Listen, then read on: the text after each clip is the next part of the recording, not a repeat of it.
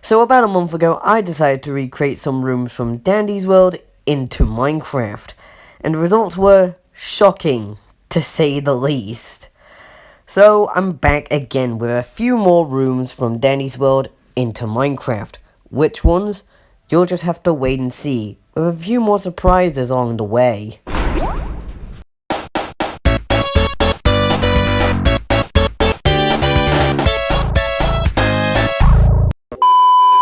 So yeah, by popular demand, we're doing this again. And I'd like to say thank you very much for the feedback on the last video, and here are some of the suggestions as well. Let's just get started with this, shall we?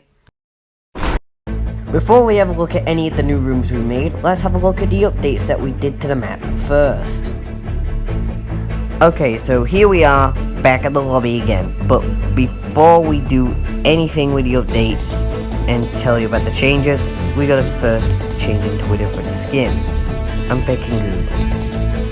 And here it is. Now, we get into the actual updates themselves. First off, you'll notice that we now have the Dyle shop here. So, yeah, that'll be nice. It's where Dyle would normally be. And we even got arcade cabinets right over there. And we're gonna go back here as, yep, we had to change that area up a bit to show the tic-tac-toe room and the roleplay door. And this area is now a bit more explorable. So, yeah, there may be a room there, I'm not familiar, but now next update. So, for the next update, we had to put our HUD on just to show you, and here it is.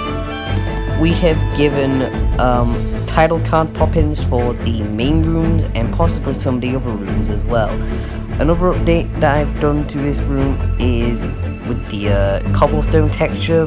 We changed that to another block because I thought it'd be a lot better. Anyways, we're gonna go back and yeah, we'll start this. I believe that's all the updates that I've made so far. I may do some additional updates in the next video if I ever do one. But for now, let's actually showcase the other rooms, starting with the Toon Rooms. The Toon Rooms, the smallest room in the game, and a roleplay exclusive. So let's see how it looks in Minecraft. So, here we are in the Toon Rooms, and yeah, this was the quickest room I had made, by far. So, yep, here is the little kitchen area that we did, and obviously the main part is the rooms themselves. We'll have a look at all of them. I can't remember which tombs are which, but yeah, if I'm correct, this one is the I think this is Glissant.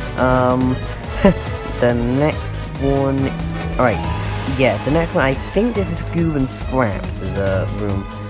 Took a while to get right, but the next room's Shrimpo's room. Yeah, this is definitely, yeah, I definitely remember doing this.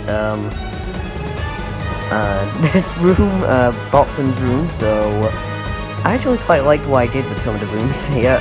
R&D room, yeah, the Razzle and Dazzle room, and last one, Poppy's room, if I'm correct.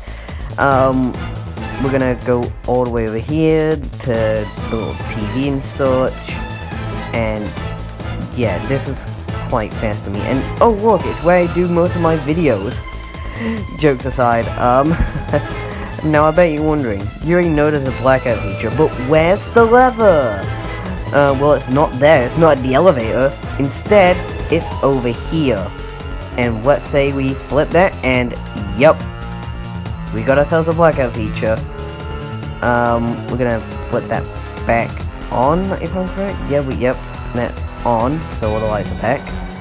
I'm not planning on doing stuff like an icon leak, and this one is really not much point for this, since it was a roleplay exclusive, and not much for it. So I think that is it. This was really quick to make and such, but yeah, here we are, back in the lobby, and I guess we can go to the next room, which, if I'm correct, is the Rainbow Room.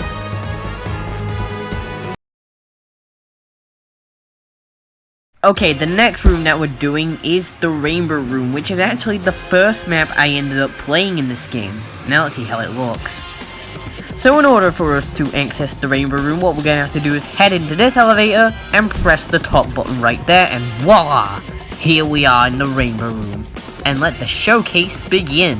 First off, we're going to go up these stairs like a quaint little gentleman, and you can see those hanging redstone lights that we showcased before in the first episode, which was really good by me. And we're just going to head into this room. As you can see, we have organized the props, we've even done a miniature hanging light, and we've even got those little art desks that we see in the actual room.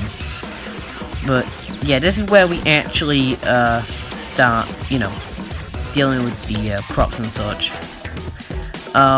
We even got a nice little vending machine here. We're starting to do those, and it's honestly been pretty good.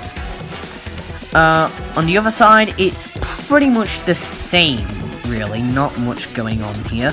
You know, let's see what it looks like in the dark. So we're gonna go and turn the... Oh, no, I'm not planning on leaving just yet. Instead, I'm gonna press the lever, and here it is in the dark, in the blackout feature, as we always do. So let's just traverse, really. We'll just keep looking, and yeah.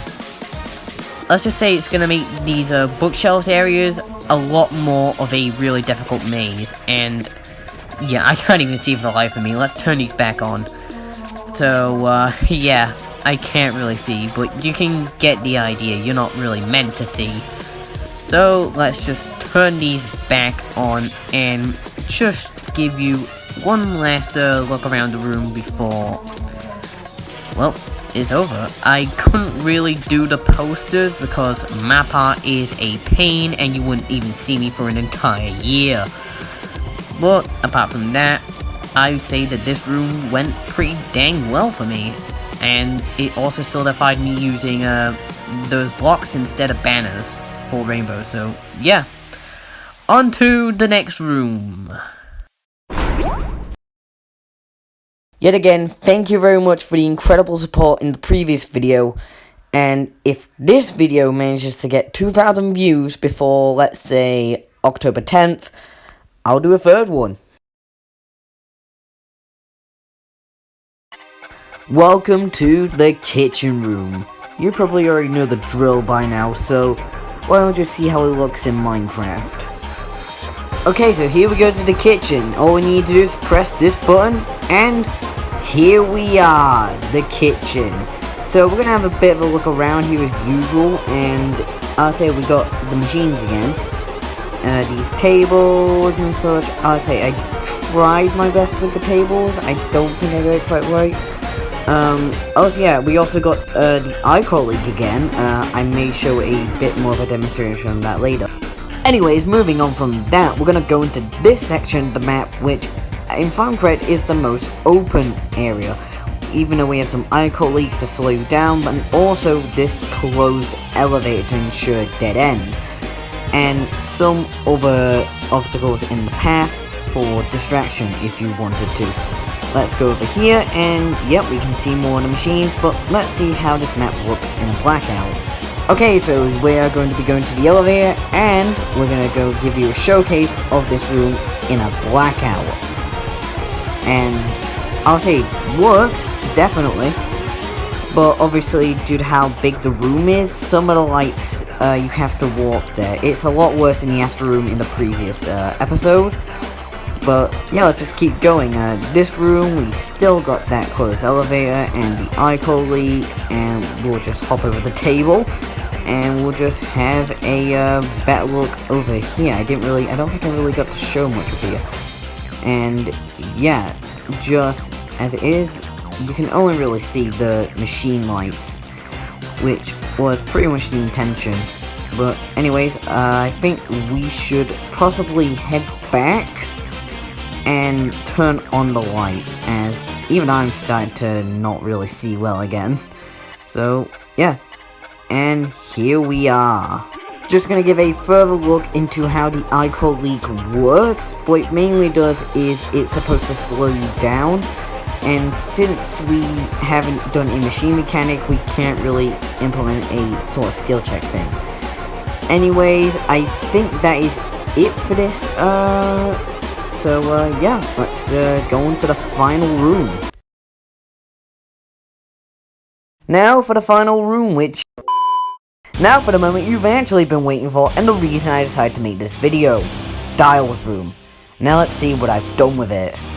So here we are in the lobby, and I bet you're wondering, how do we access the Dyle room? Well, we have to go over here, but before we access it, I need to show something real quick. So let me just go to the hood, turn that on, and yeah, now that we have the hood on, I'm about to show you what I did exclusively for the Dyle room so far.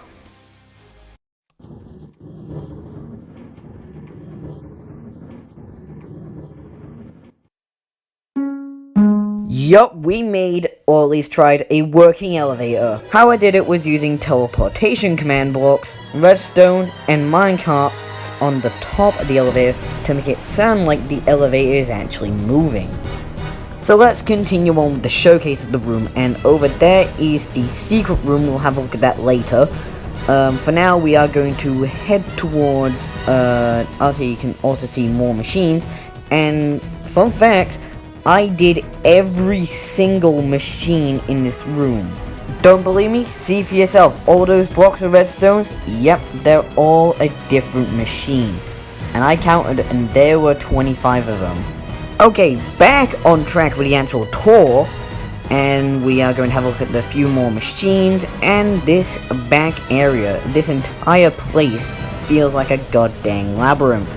So I'm gonna go to somewhere where I feel like it's more familiar. We got more machines as we head towards the other elevator, which is closed. Yeah, I was about to say this elevator is constantly closed for me anytime I do my Dyle runs. So you know, we're gonna go back to the other elevator, which is open, and I'm going to give you a tour of kind of what this place is like during the blackout. Because I do know that you can get blackouts in this floor. So let's just, you know, have this happen.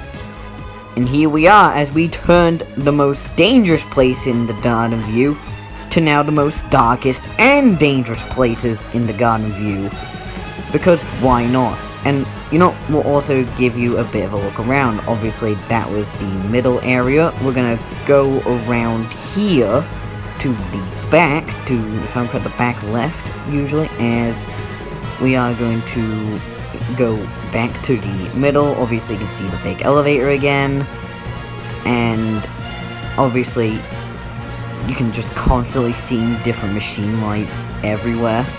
So, we're gonna go over here, and obviously, we're gonna turn the lights back on. I am not wanting to be hunted down by Dyle right now, and yeah, I'd much rather have proper eyesight if I do see him. So yeah, let's also show how the secret room works.